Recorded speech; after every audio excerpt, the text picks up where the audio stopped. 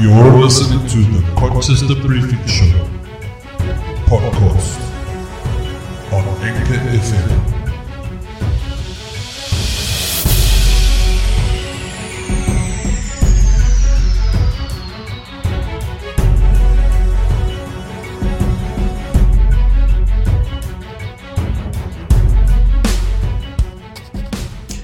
Alrighty. Welcome back to another edition of the Consistent Briefing podcast. I'm Jason Bett and I'm going to be your host for today's podcast. Yes, today's podcast is no other, as you can see the picture there, Christoff Smuts, who also he's got a nickname. We actually gave him the nickname, aka the Meme Master, and we'll get into it later in the podcast.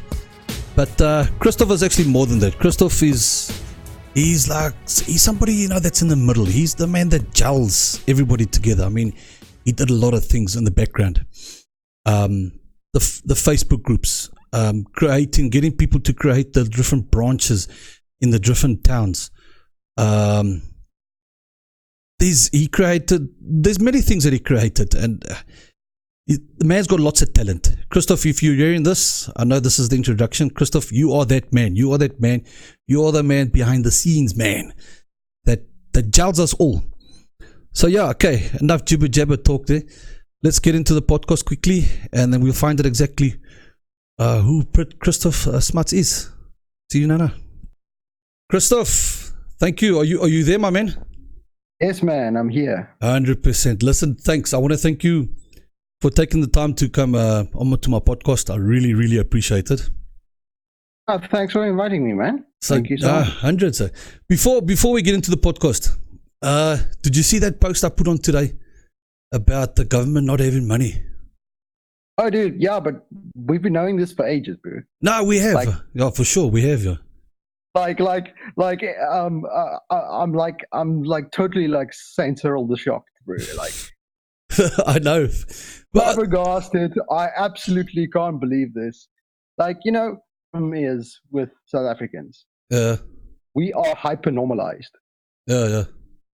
That is basically it. I mean, a good example would be the Cape Townian train situation. Oh, yes. Right? Yeah. It fell apart right in front of people's eyes. Like how long? Like 5 years? 3 years? Basically, one day the trains were still overpacked. Yeah. The next day it was Sri Lanka. People are like sitting on top and like freaking hanging out of the sides, Yeah, but that's the type of stuff that we saw in India. I mean, we saw that. We just never expected it was going to happen. Yeah. No, this is the thing, right? Expect everything to freaking happen. Okay, so the municipalities are out of money. Yeah. Okay? Of course, yes. And now what? I don't know, dude.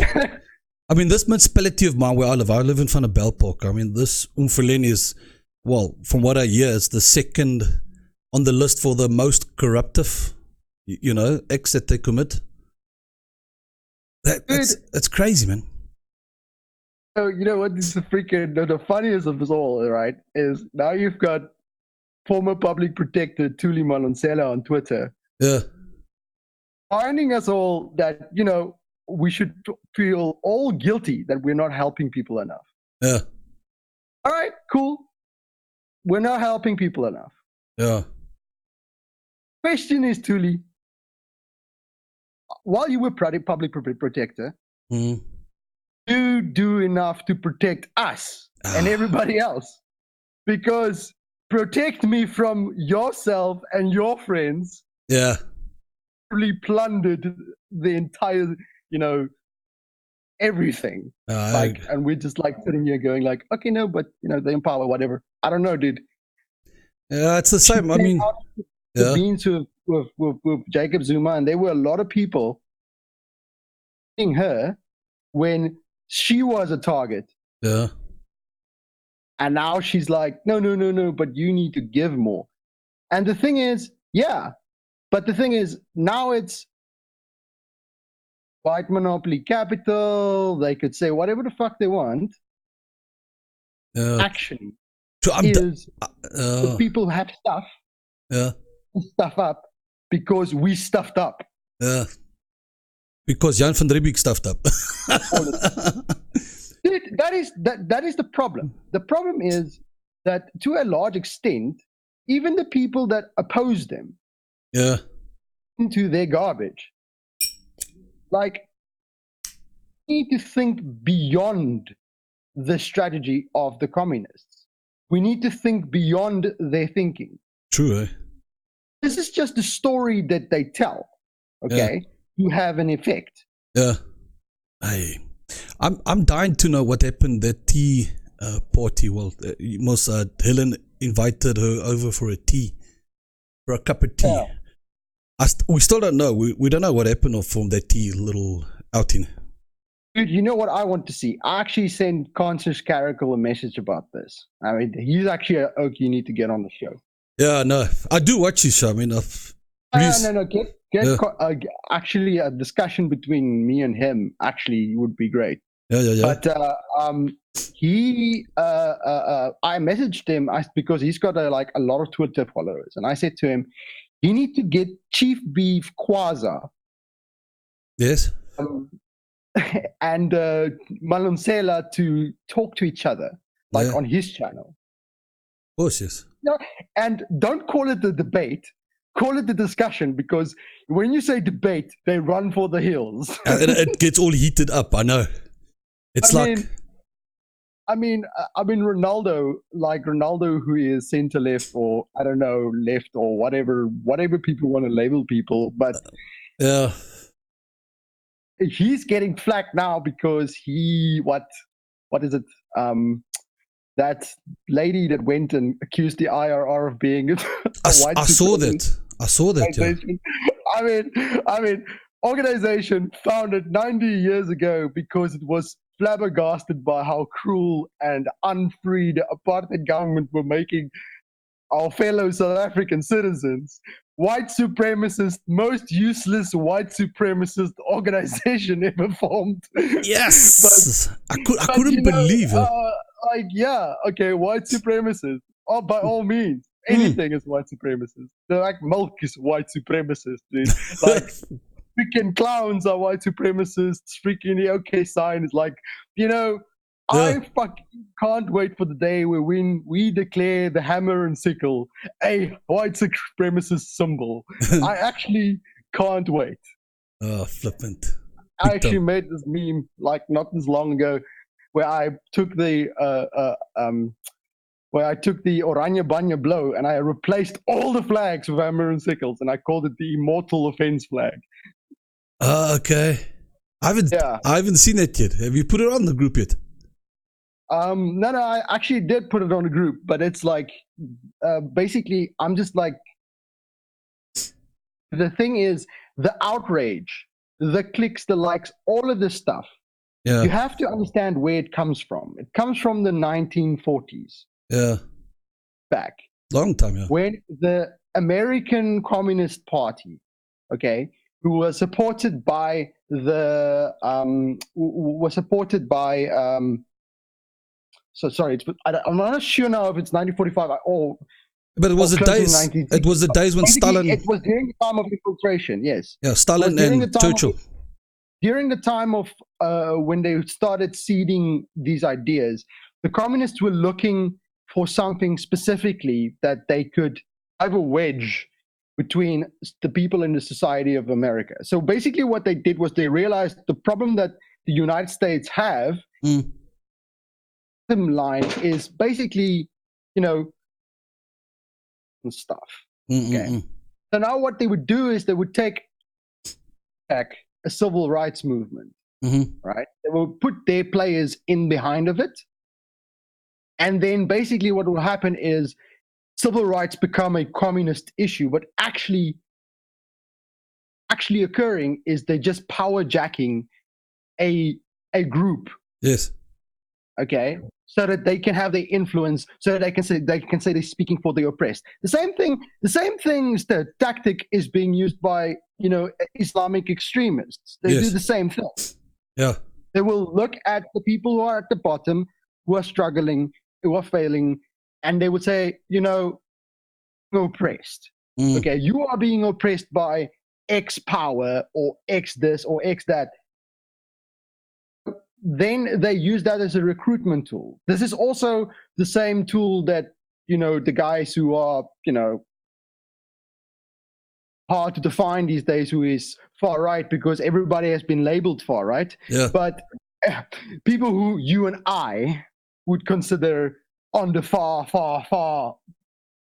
gone right. Extremist, yeah. They also use victimhood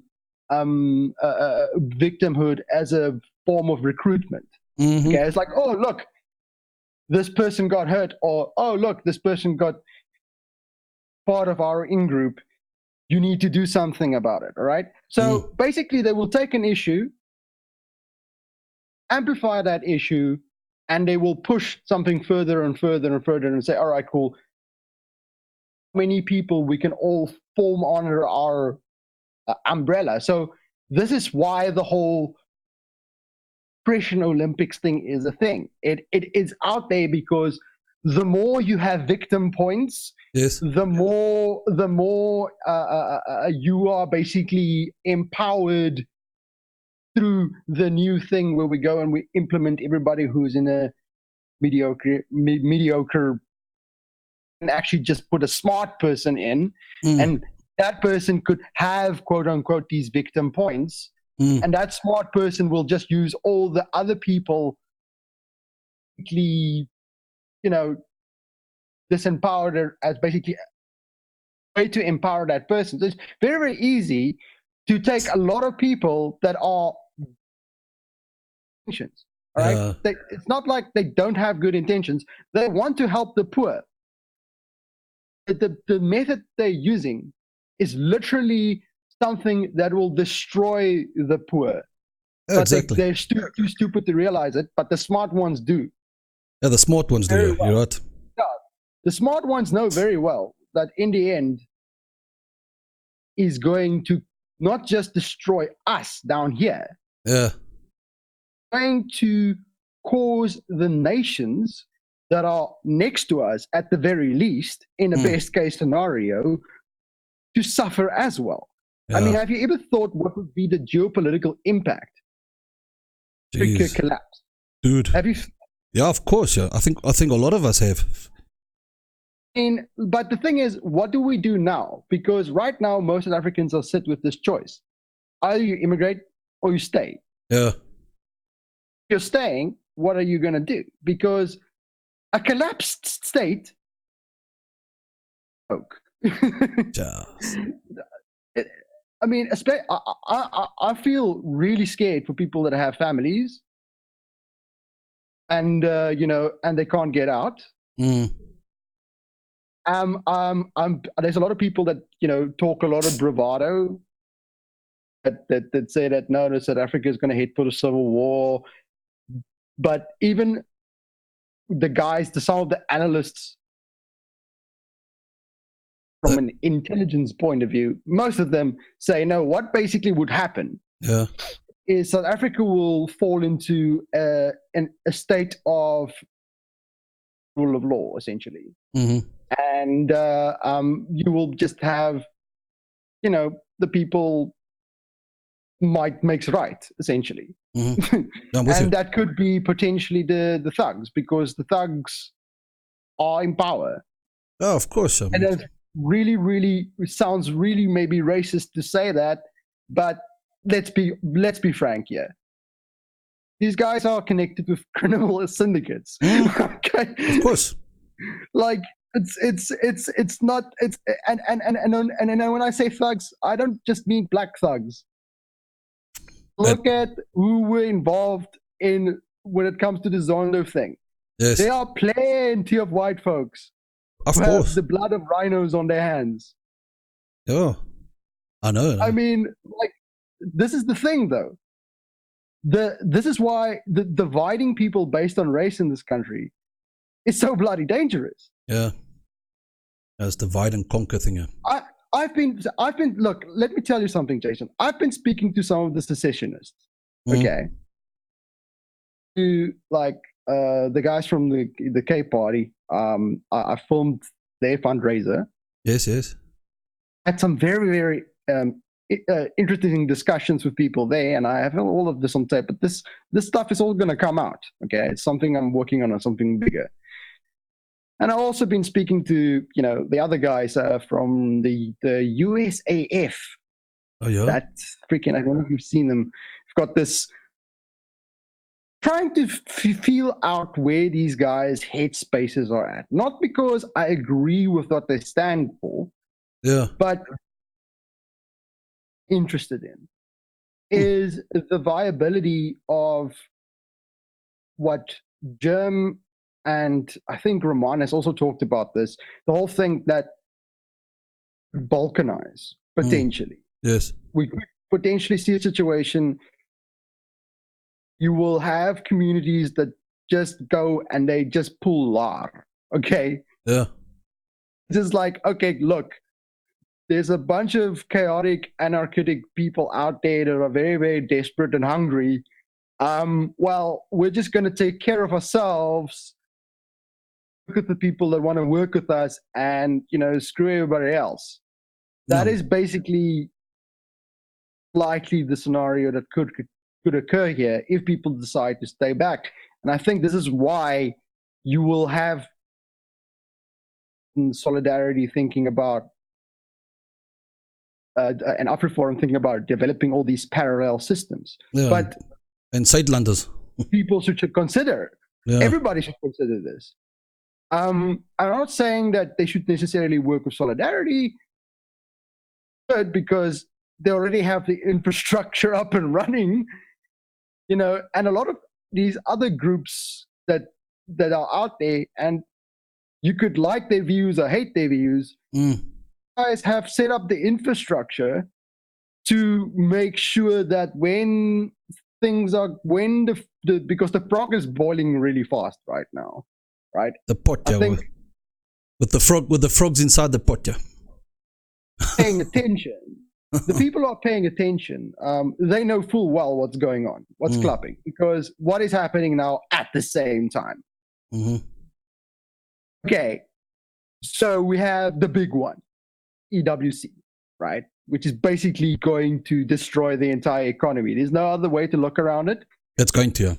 That you're going to have to pay back the loan, even though you're not keeping the thing. That is enough to destroy businesses, if not all of them.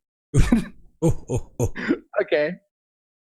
Basically, you have the other thing, which is they're coming for M guns, which is like the whole thing that they like semi-auto semi-auto will now be illegal for security companies. That's right. Yeah, I spoke about it in my previous podcast. Yeah, you're gonna have to stop the. Yeah. Jason? No, I said no. Carry on. It's fine. I said no. I spoke about the gun thing. That semi-automatic that they want to ban it. The police officer with Martin. Yeah, of course. Yes. Yeah. I mean, like, how are you gonna freaking stop a rhino poacher with an AK-47? Revolver. Like, yeah, no, dude. I actually like the thing is, the other thing is people look at these policies and they go like, oh, but the ANC is stupid. Yeah. They know exactly what they're doing. Of course, yes. This is the problem. The problem is people think that these guys are idiots, right? The people who vote for them, some of them, all right, are idiots. Yeah. Right? But the guys who are in the know, right, they know exactly what they're doing. Yeah. NDR. The NDR, yeah. Yeah, of course, yes. Just the one thing that they've been recommitting themselves for, like for the last, 50, 60 years? Yeah. It's scary. It's just the grand plan. Yeah, well we're on phase 2 of that plan at the moment too. I know. Yeah. And the thing is, you had, it was so funny when Roman posted that meme of the phrase from police saying like stairs and fucking on, you know. a lot of people did not get that. Yeah. Seriously, I laughed so hard because I'm like, guys, seriously, thick skins. You guys need to be able to take a joke. Come on. I mean, you guys could say just like we're top dog. Yeah, but Peter can. He can take a joke. I mean, did you see that podcast he did with Jim? Yeah, he can. He can, of course, man. He's thick skin, Peter. Yeah, but I mean, like, look. People need to become like dogs now. People need to start barking. Like, yes. I don't understand why we ain't filling streets. No, seriously. Like, okay, cool. I get it. But look at the statistics. A lot of people don't. No, they don't. Like the thing is, when are we going to start resisting in such a way that the world pays attention? Dude. I mean, that's why we're doing these podcasts. We're not doing these podcasts just for our good health. We're doing these podcasts so that we can get people's attention. Yeah, but this is the thing. We are out on the internet. Great. Okay. You're doing your podcast. Cool. Like, yeah. That is all part of how the battle of ideas must be fought, right? Right, yeah. But how are you to get the world to hang on? Because the world is now we're busy with land reforms. Yeah. Okay. Reform is one thing, Expropriation without compensation, other thing. Okay. Because what is happening is they're basically setting the thing up. Anyone who politically opposed them could be dispossessed. Yes. Okay. So even if you're like, okay, cool, white people bad, take all their stuff, feel it. Yeah. Look at the NDR. They don't like black capitalists. Okay. It's in there, right? It explicitly states they are like a paragraph. Jeepers. Which basically points and says, you black capitalists are bad. Okay. So people need to people like Mpiaki. Mpiaki, yeah. I want to get him next on the podcast. Yeah, you need to get him on. And guys like Dumo, all these guys who are on the ZACP, and this is why I have tremendous, hope for the ZACP. The thing is just, are we going to have another free and fair election? That is not going to happen, because if we lose our freedom of speech, if we lose our gun rights, if we lose our property rights, they start, putting all our pensions in the failing SOEs, all this stuff, right? Right. Much influence and power is going to be left, because you're not just disempowering, the privileged whites, okay, the few that are left. Yeah. You are basically weakening everybody. Yeah. The point of communism is to establish total control. Exactly. That is the whole point. Yeah, we saw this happen in Russia. We saw it happen in China. Yeah. People are oblivious to this. They're absolutely oblivious to this, and it's because there was this other thing that Mpiaki also said today. He was talking about position has been focusing on the corruption. Well, who's that the corruption is a thing, right? Corruption is something that you would almost most certainly always have. Yes. And you have to mitigate it through your legal institutions. But the thing is, how are you going to, beyond corruption, the policies that are put out there? It's always been the thing, where they would be like, look, they've been hinting, for instance, the EWC is a very, very good example because it's right front and center, but they've been hinting at taking the land for how long now, right? Many years. And every time they come out and they step a little back. So it lulls people in this false sense of security. Yeah. And I feel like there's been many people out there, and this is also reflective with the amount of white people that have voted for the ANC this year. Scary, man. It's no, but what it is they bought into it. They've been led to this whole path that they believe that everything that the ANC stands for is true and that just, all right? Yeah. And also you have to understand that communism doesn't have a skin color. Of course not, it doesn't, yeah. I mean, when it arrived here, when it came into South Africa the very first time, a revolt that we had were a bunch, believe it or not, the SACP, and they were rioting because the black mine worker were coming into the mines, less pay, and pricing them out of the market. Yeah, that's what happened. That's what the trade unions have been doing here for years. Yeah, but basically what happened was they didn't want the black worker to be there. The South African Communist Party did not want the black worker in the mine, right? Because they wanted the jobs. That's it. Then after the Rand Rebellion of revolt, some of those guys who were in top of that, they joined the NP. That's right.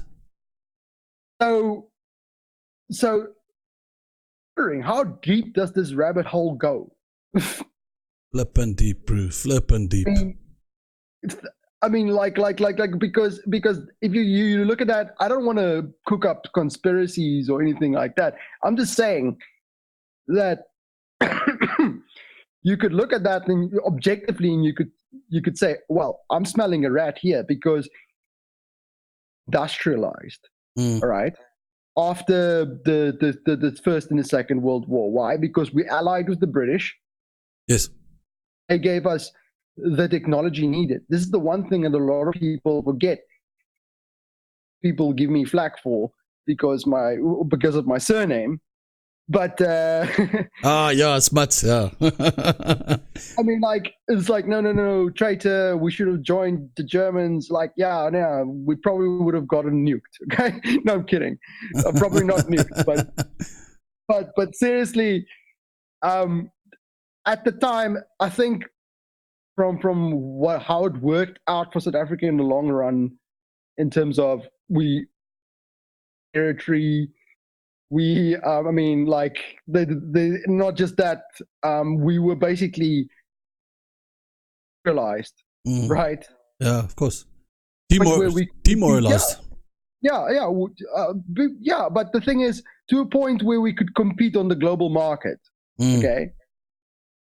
Nations at the time that couldn't do that, right? That were far behind. You have to consider those. But anyway, I'm digressing now from the point. I wanted to ask in the beginning. I think we can still do it. Yeah. Give a quick introduction, quickly, who you are. Just to the listeners out there, so they can hear who you are exactly. Well, me. Yeah. Well, I'm just a dude.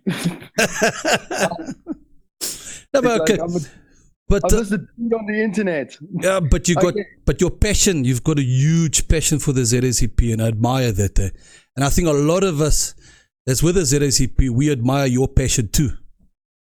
Oh, look, I'm humbled that you guys are inspired by the things that I do online.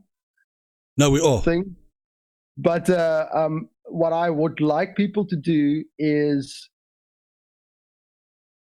start talking to people, wake them up. like seriously, like people need to wake up. What is happening? Like, we might not have a free and fair election coming next. It might look. I'm not saying it might be the case, but I'm not saying that it will be the case. I'm saying it might be the case. Yeah. And people are just giving up. There's this defeatist that is hanging on stand. I'm actually annoyed by the fact that people have given up. I was one of them until the ZACP came up and it gave me hope. Yeah, I know. But the thing is, the ZACP by itself is not going to be able to do this. Okay. Yeah, we are going to have to activate everyone, and even within the DA, we need to kind of let them know. Not in Parliament, we need to let them know, dudes, to fight the NDR, right? Like that is the primary target. The only thing that we can do right now until the next election is to delay it. Like, yes, I get it. Take the guys to court who have been corrupted and stole all the money. That money can be used to provide some relief. But the fact of the matter is, fall apart. Exactly. This is inevitable. Exactly. Yeah. At this point, there's absolutely nothing that we can do about it. Like, Eskom is going to go dark at some point. Yeah. It's those things are things that are gonna happen, and when those things happen, what are we gonna do? Exactly. This is why people need to. But yeah. We also gave you a nickname that you didn't know of. We've called you the meme master. Meme master. Meme master, yeah. You know about it. Yes, I know about it because I've been making pictures and put it on the internet. Oh, no, but you're great at it. I mean, your recent one was this capture the narrative. Can you see it there? Yeah, I can see it. No, this one is just a random idea that I had a while ago. Yeah. And I'm still working on that for the filming that I'm doing. Yeah. So basically, the message that I tried to put out with this was just we can do is because you have to understand that they're going to put up the propaganda game now. They're going to put it up hard. Of course, yes. They're going to make sure that certain people get demonized, and then they're going to start taking things. They're going to really freaking.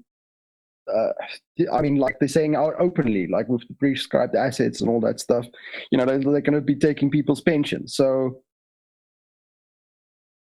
it's important that people know these things. But I use the memes as a form of comic expression, because the one thing that South Africans are good at is we've got Soviet humor. No, we do, and it all started with the Nando adverts, eh? You remember the Nando adverts? Yeah, it started with the Nano ads, but the thing is, the dark humor that South Africans have is a coping mechanism. Yeah. People feel like there's nothing that they can do about the situation. I mean, you even have ANC supporters protesting the ANC. I mean, like, even they feel they can do nothing about the situation. So, I mean, like, so what do we do? Well, the internet is not going to be open and free forever. That's the scary part. While we can. There's already a bill they want to pass a bill that YouTubers now have to pay a subscription fee. Yeah, I mean, if that gets passed, then yes, there's a lot of us YouTubers, we can't post our videos anymore. Well, dude, I don't know. There will be other platforms and there will be other mediums. The technology exists. Yeah, it does. Yeah. the dark web exists as well. I tell you right now, we will be freaking. There will be a meme black market. I tell you right now, it will increase the value of the memes. Yeah, of course. Yes. And we shall put it in envelopes, and we shall post them physically in people's post boxes if we need to. No, dude. Like, seriously, it's just a form of communication. A meme is basically what Richard Dawkins said. Like, it's just an idea. No, but you play with that idea. But we need that. Yeah, we need this. I don't know why some people think that my memes are awesome, but I appreciate. No, we do. Think memes awesome. But all I'm doing is I'm just to the frustrations that people have had, and that I have personally had. Yeah. I mean, everybody has a personal story.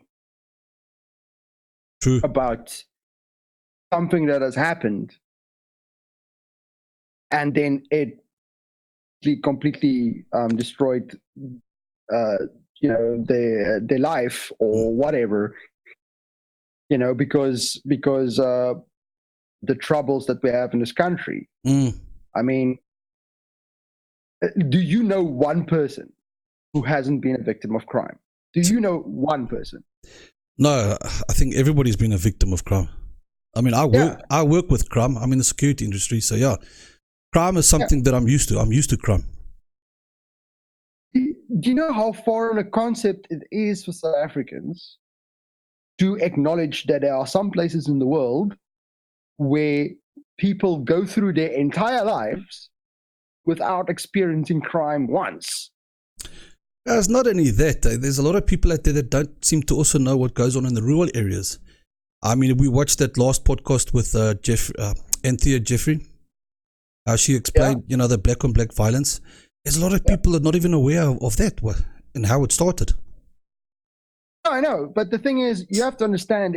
It's we talk about echo chambers, right? When online and stuff like that, but you have echo chambers when it comes to your circles of communications, even outside of the internet. Yes. This could be a consequence of apartheid, but a lot of people are isolated from what is happening in the back. I see now, you freaking radical. Yeah, that needs to turn into a T-shirt. That meme got a lot of attention, eh? Yes, as I remember. Got a lot of attention. Take the helicopter. You're right. We should make a T-shirt. We haven't made a T-shirt on that, have we? Not yet. What else did the helicopter? All right. Yeah. It was just like, I just put the words in. But can you see now why you the meme master? Can you see that? Yeah, I know, but this is the thing. Look, what's a great artist steal? Actually, a quote I came up with. So, but what's your take on the gun laws and that? I mean, and self-defense and that. There's a lot of us out there that we don't even know how to defend ourselves. Well, I'm one of those people. Look, I'm trying to learn now. Not everybody likes guns. I understand that, but there is other means. I mean, there's pepper spray. Yeah. No. Have a weapon. I mean, I'm like, seriously, if you're unarmed right now, like have some form of defense. Yeah, of course, yes. I think it's more than just, defending yourself. I think people need to really consider becoming self-reliant in all aspects of what they can. Because we have to consider what is going to happen. Because the thing is, we are right now in a position where so it's becoming more expensive to buy something that was locally produced. Okay. To buy something that has been brought in to Cape Town on a ship. Yes. Okay. And one of the contributing factors is the transport costs. Oh, of course, yeah. They have to insure the lorries for this damages. But also the normal thing like the fuel and all the other things. Yeah, and that's the thing. And if we had our trains working like we did back years ago, that will eliminate a lot of those costs. Yeah, I heard in Nampu that there was a bunch of farmers apparently that wants to buy some railways. Oh, yeah? Of course. I mean, people are going to save like that. It's going to eliminate the cost by half at least. Yeah, but I mean, the thing is, do you think this government would let that happen, though? No, but I mean, look what's happened with the trucks now. I mean, trucks are getting raided. If there's a if there's a breakdown, yeah. I'm saying, like, the scary thing is, I wrote the script, animation that I wrote. I haven't published the story yet, but in the script that I've written, I kind of predicted that this will happen. But the thing is, like it's because I look at this now and I'm like, well, is publishing the script now. It's like, but this is the thing. This is why I'm like been saying to people, like we've been seeing this stuff coming, and we've been just sitting on these things, and we've not been talking to people about it. True. The recent one, there was a truck that burnt out, and was that on the news? Nope, it was not on the news. Instead, it just goes on social media. It gets normalized. Yeah, true. The thing is, they're trying to look.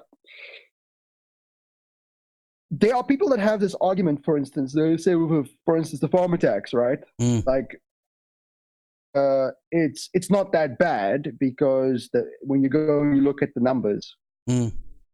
Yeah, when you look at the numbers with the people who get killed in the townships and stuff like that, right? Not nearly the same amount of people. Okay, but that's the thing; it never gets put in the media. Black on black violence it doesn't go in the media. Yeah, it doesn't get the media coverage. Yes, no, it doesn't. But let me just make my point, because if I don't, I'm gonna get taken out of context what I just said. Okay, but the scary thing of people making that suggestion, where they say it's not that bad, right? That is also a form of normalization. Yeah, true. Like, it's not that bad. It's not that bad that 57 people get murdered a day. It's a freaking outrage. That's outrage, of course. Yeah. It's that whole thing that we have now. Kwaza also speaks about this. She talks about the mediocrity, how we, it just accepts, right? This is what has happened. Like the whole excellence thing, right? We don't. But when it comes to the standards of a lot of the things that is going on, they expected the service to be shitty. True. So it's just like I think that the best thing that can be done is people need to just start finding the people and start working with them in all respects, like working with them on projects, do business with them. And I think we need to turn our back on everybody that is mediocre. I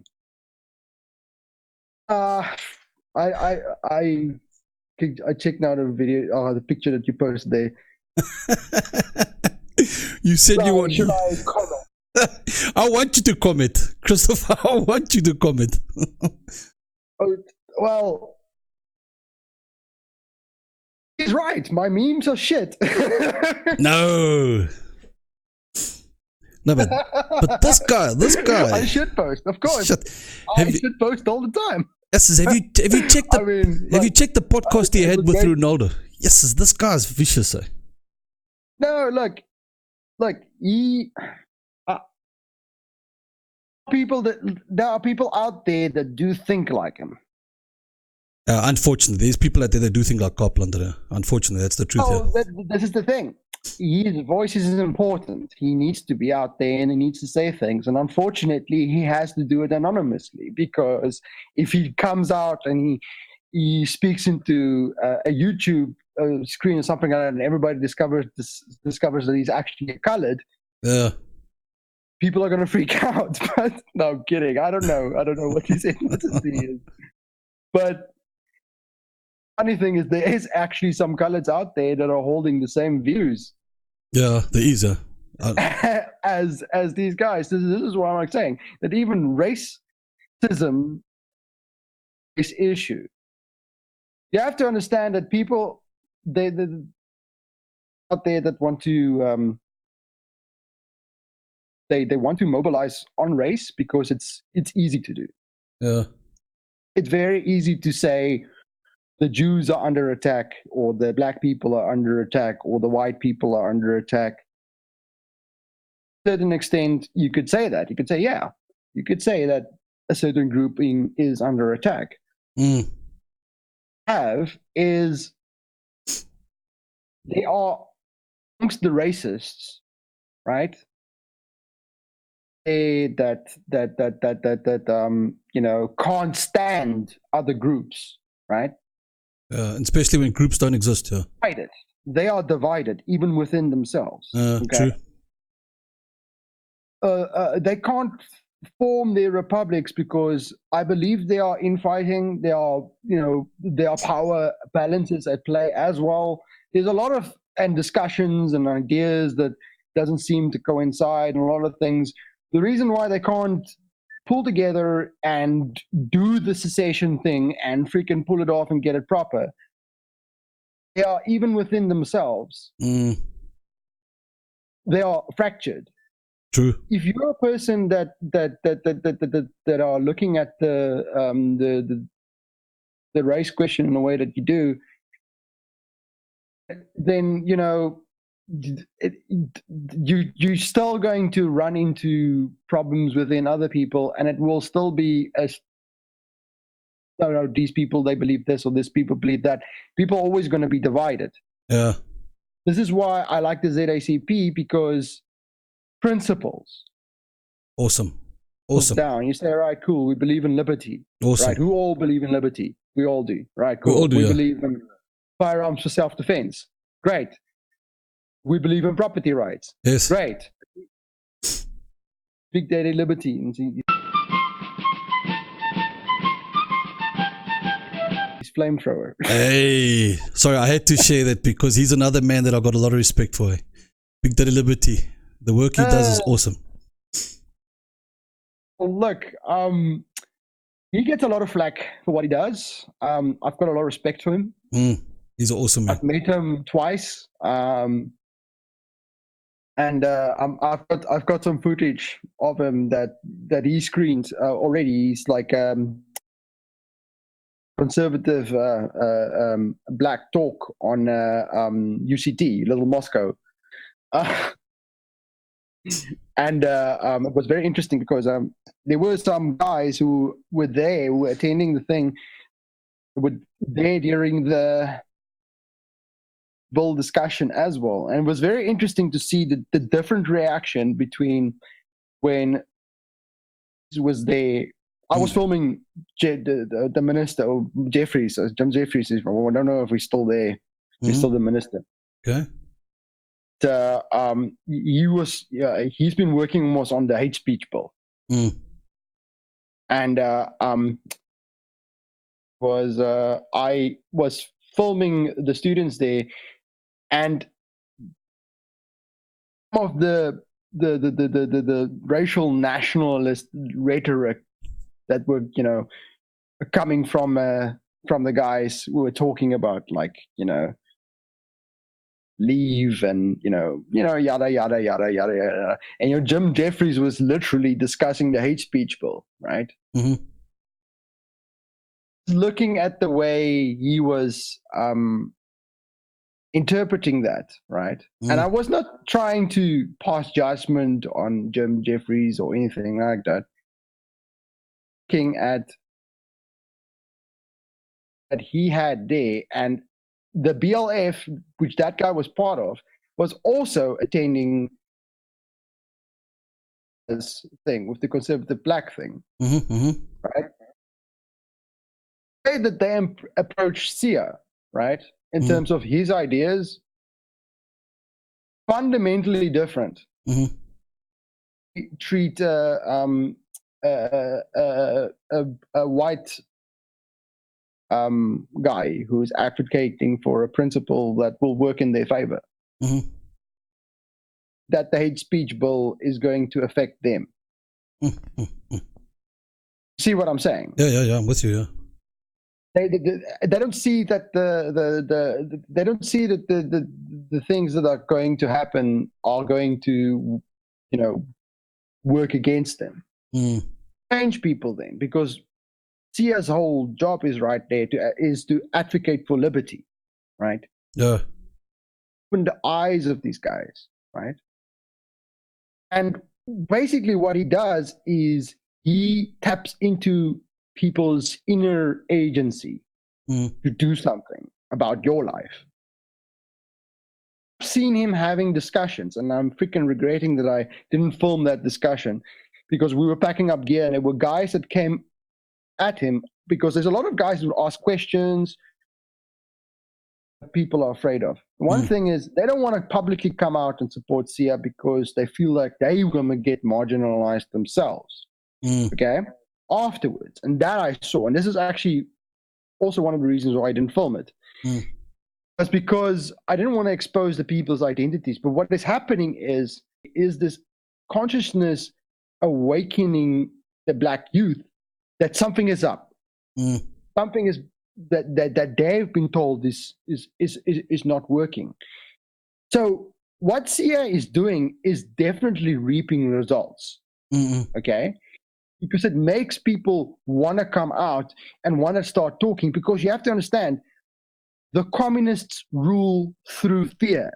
Of course, yes. This is what they've been doing. They've been doing this for a thing. For years, even with the township, the People's War, they've been doing it since then. But everything. This is the everything works through. Look, violence is effective.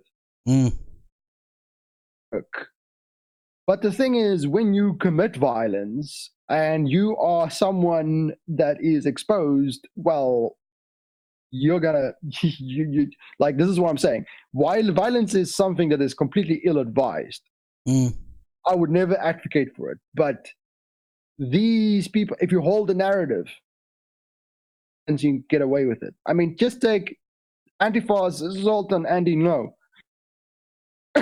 Like, the media were, for the first couple of, like, social media and the media were the first couple of minutes on the side of Antifa. Out on Twitter with blue check marks, defending a guy, defending against an individual. Yeah, well, that's... So, I mean, what can you do? Nothing. What can you say? What can you do? Because that's what the media do. They defend the other side. Yeah, but the thing is, the media infrastructure needs to be built that oppose that narrative. There are some places around the world where this has started to happen, and we have started doing it on this side. It needs to happen faster. We need to find better distribution channels, because questions that I have in my mind is, how do I make a video, send it to a guy who lives in a shack in the middle of nowhere, right? Without offending him, yeah. How do you deliver that? Because we're gonna have to put information into the hands of people on the ground everywhere, and everybody needs to know what is occurring, because that the communists have is they can just say, no, this is happening to you because X, Y, and Z.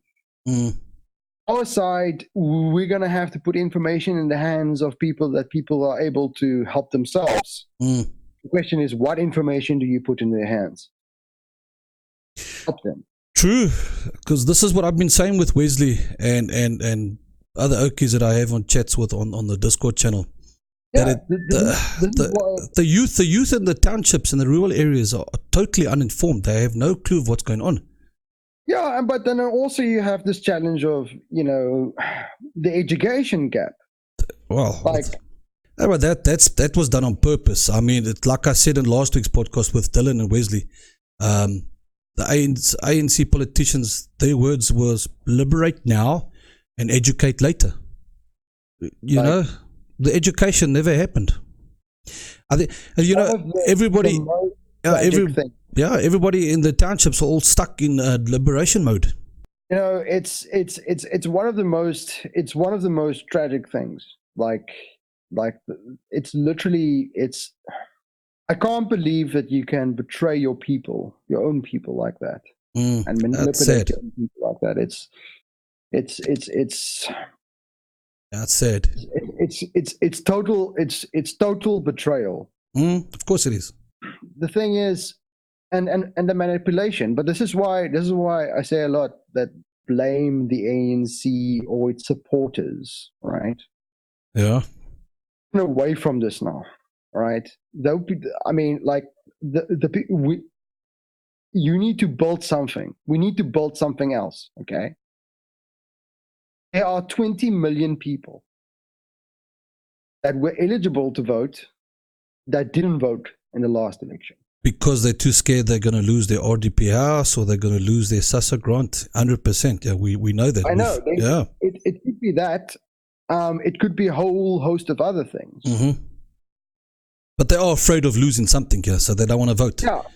But you're right, if we can somehow create some reform program that we can change people's mindsets and show them, look, you guys have been lied to. But that's another challenge on itself. Look, man, the whole thing is, the thing is, when you look at the data coming from the IRR, and it's actually funny because there's some people that accuse us that we're in cahoots with the IRR because we've got so many friends with them. But it's fine. It's fine. I mean, gladly associated then. But anyway, fact of the matter is, when the ZACP was formed, now I didn't start the ZACP, obviously. No. But when I looked at the ZACP's ideas, and I looked at some of the things that the IRR has been proposing for the entire existence, what South Africans want, right? And the only problem we have is people don't know about the ZACP. Okay. Yeah. All that is the problem. Yeah, when we get out there and we start talking to people and we start information out, people join us. They realize, look, I'm responsible for my own success. I just need the barriers to be. We just need to make it easier for people. That's it. 100%. We just need to put South Africa on easy mode. Yeah. Literally. Layman terms. I mean, to start a business should literally be take your ID and you register the business. One piece of paperwork and you're done. That's it. I mean, even less than that would Martin van Staden would possibly argue. But yeah, I mean, maybe I'm not libertarian enough for him, but the thing is, yeah, it's funny because when I was speaking to, before the ZACP was founded, I was considering starting a political party myself, but I'm too crazy and I go on too many tangents and I hold too many politically incorrect views. We started a political party and then they formed the ZACP, which is exactly that. Yes, like what a coincidence. Yes, yeah. But the thing is, it's funny because Franz Grenier, yeah. That you should start the movement first and then the political party, right? Yeah. they started the political party first. Now we are sitting here and we're thinking, how the fuck are we going to start the movement? Yeah. So it's the thing is the movement is literally, people need to start talking around the table. They should stop caring about whether or not people are going to say you're crazy, conspiracy theorist, or whatever. Google it and no. If you have to duck go it and and put it in their faces, then yeah. I mean, this literally all you can do, and don't discriminate. Talk to everybody. 100%, my man. 100%. I'm with you there. 100%. Yeah. Okay. Hey, Christoff, it's been awesome. You are awesome. Keep on doing what you're doing. I'm going to keep on doing what we're doing. As for all the other friends that I've got that are befriended on the ZSAP, you two guys just keep on doing what you're doing. Sooner or later, we are going to get through. We have to get through. Capitalism is the only way to get us out of this mess. Dude, look, in Venezuela, right? Yeah. They don't have bread, all right? No, but there's still a black market for bread. But capitalism prevails. Yeah, it does, in a strange way, yeah. It always does. But what does that bread taste like? I can only imagine. I don't know, but you can sell a rat on the street. They're doing it in Zimbabwe. A rat on a stick, yeah, rotisserie style. Christoff, okay, don't go. I'm just gonna do my closing, and then I'm gonna cut off, and then but stay on the line. Okay, people, my podcast is available on Anchor FM, Spotify, Google Podcast, Apple Podcast, Pocket Cast. This podcast will also be available on my YouTube channel. I will share the links on Monday. So yeah, guys, thank you, Christoff. Once again, you've been awesome, my man. And Thanks, keep doing what you do, my man. Okay. Thanks, dude. Cool, my man. Thanks, eh. Ciao.